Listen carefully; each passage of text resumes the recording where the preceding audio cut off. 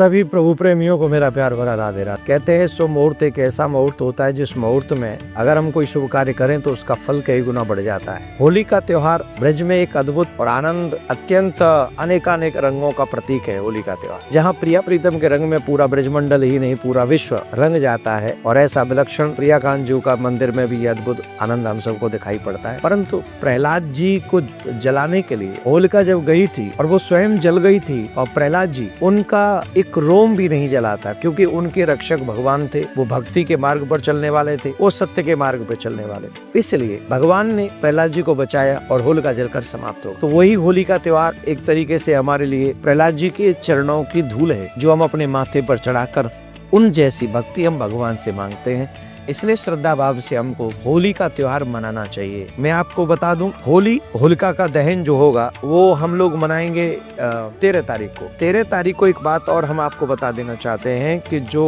पूर्णिमा है 13 तारीख को, वो पूर्णिमा प्रारंभ हो रही है 10:02 पे, और उसी समय से प्रारंभ जब से पूर्णिमा हो रही है तब से लेके 10:02 से लेके रात्रि 10:37 तक भद्रा लगी हुई है। और भद्रा क्योंकि शुभ नहीं मानी जाती है, बहुत क्रोधी स्वभाव की हैं, और भद्रा नक्षत्र में भद्रा जब आती है तब उस समय कोई शुभ कार्य नहीं होता है और वो शुभ नहीं माना जाता है। इसलिए भद्रा होने तक हम ये होलिका दहन नहीं कर सकते। तो होलिका का दहन हम लोग कौन से समय करें, वो मुहूर्त क्या होगा? तो जो बेस्ट टू बेस्ट टाइम है, जो शुभ मुहूर्त है, वो मैं आपको बता रहा हूँ। मैं आगे बताऊंगा, उससे पहले कुछ उपाय मैं आपको बताता हूँ कि देखो हमारे यहाँ कहते हैं ना कि जब होलिका दहन होती है तो हम लोग नए अनाज अनाज हमारे घर में आता है, तो वो बाल आती हैं तो उनको हम लोग होलिका को भी अर्पित करते हैं और अपने घर के बड़ों को, हमारे ब्रिज में तो राम राम करने जाते हैं कि वो अनाज के दाने लेके बाल जला के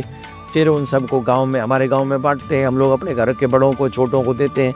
तो इसके पीछे रीजन यह है कि जो लोग अन्न दान, मतलब नए अन्न का दान होलिका में करते हैं, परिक्रमा करते हैं और होलिका में चढ़ाते हैं, उसके कार्य करने से उनके घर में कभी भी अन्न की कमी नहीं होती है। इसीलिए हमारे अन्न होलिका में उस समय नया अन्न होता है, घर में आया भी नहीं होता है, तब तक बाल ही लेके आते हैं, तो वो बाल ही उनको अर्पण करते हैं। तो ये करने से ये कार्य होता है।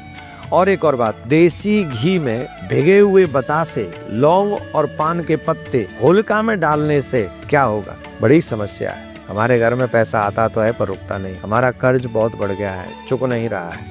तो ऐसे लोगों को देसी घी में बतासे भिगोकर और लौंग उसमें रखकर होलिका को चढ़ाना चाहिए। तो उससे क्या होगा? आर्थिक समस्याओं का समाधान होगा। दूसरा, कपूर और हरी इलायची, इन दोनों को होलिका में चढ़ाने से जिनके घर से कभी बीमारियां नहीं जाती हैं, उनको कपूर और हरी इलायची मिलाकर होलिका को समर्पित करना चाहिए, जिससे घर की बीमारियों का समाधान होगा। लौंग और पान का पत्ता, ये होलिका में चढ़ाने से हमारी बीमारियां, हमारे रोग, जो बड़े बड़े रोग हैं, उनसे मुक्ति मिलती है। होलिका का त्योहार 13 तारीख को होलिका दहन होगा और आप इस शुभ मुहूर्त में होलिका दहन करें। आप सबके लिए होली की बहुत बहुत शुभकामनाएं। जैसे प्रहलाद के मन में समझ में आ गई, ठीक मेरा पिताजी तो नींद में बोला है, नो कह मैं भगवान हूँ, मेरी पूजा करो। यू तो नींद में शनिपात के मरीज की तरह बांटा है। उसको पक्का ज्ञान हो गया था कि भगवान की पूजा से ही लाभ होगा। तो उसने सैकड़ों यातनाएं दी अपने पुत्र को, लेकिन प्रहलाद टस से मस नहीं हुआ। और पुण्यात्मा, यही सती थी अब हुई, ये क्रोथा कांड हुआ। इसका कारण यही था कि नकली संतों, ऋषि, आचार्यों की दुकानें बंद होने के कागार पर आ गई। उनको ये डर था कि कहीं जनता को पता ना लग जाए सच्चाई का और तुम्हें थूकें धक्कारें। अगर तुम इसे आचार्य थे, तुमने कह का भी नहीं पता कहाँ के गुरु थे।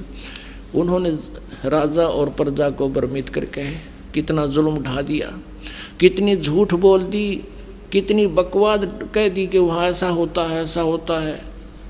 लेकिन आप जी प्रहलाद के रोल पर थे। आपने उस समाज और उस झूठे आचार्यों की और इस झूठे मीडिया की कतई नहीं सुनी।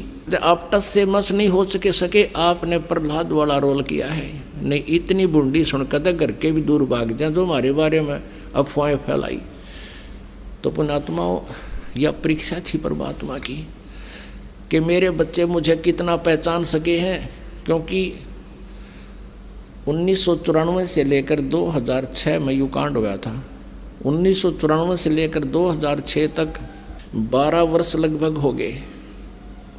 इन 12 वर्षों के अंदर परमात्मा ने ये देखना था कि ये बच्चे मुझे कितना पहचान चुके हैं, क्योंकि आज से 600 वर्ष पहले परमात्मा ने एक परीक्षा की थी। एक वैश्या को, सुप्रसिद्ध वैश्या को हाथी पर बैठा के और हाथ में गंगा जल लेकर बोतल में और मुंह का लगा के और उस वैश्या को हाथी पर बैठा के पूरे बाजार में घूम गए। जब 64 लाख शेष हो गए थे परमात्मा के, तो परमेश्वर कबीर जी ने देखना चाहा था कि ये मुझसे कुछ परिचित भी हैं या सुख ही नहीं मिल रहे हैं, इसलिए मुझे भगवान मान रहे। तो उसमें क्या हुआ कि सभी के सभी इस लीला को देखकर 64 लाख के 64 लाख भगवान से विमुख हो गए। लोक वेद सुनकर दुनिया कहने लगी, देख थारे गुरु जी ने कितने निकम्मे हैं, ये कैसा जुल्म कर रहे हैं, सरेआम वैश्यावर्ती कर रहे हैं, शराब पी रहे हैं, वैश्या को साथ लिए। अब वो मूर्ख थे। परमात्मा कहा करते रहे, निकम्म्यों, जब तुम्हें सुख होते थे, थारे दुख दूर होते थे, तुम्हारी जुबान का थूक सूख जाता था, मेरी महिमा गाते गाते जनता के सामने भगवान आए हैं, हम ऐसे दुखी थे, सुखी कर दिए। और आज मैं इतना गंदा हो गया कि शराब भी पीऊँ और वैश्यावर्ती भी करूँ, तुम्हारी इतनी बुद्धि भी काम नहीं करी, जाओ पड़ो बाढ़ में। यही देखना चाहते परमात्मा। तो पुण्यात्माओं, आज उससे भी बुरे आरोप हम पर लगाए, लेकिन मेरे बच्चा एक भी टस से मस नहीं हुआ, क्योंकि ये परिचित हो चुके थे भगवान से। तो इस शिक्षा का हमें ये लाभ हुआ है कि हम भगवान को पहचान रहे हैं।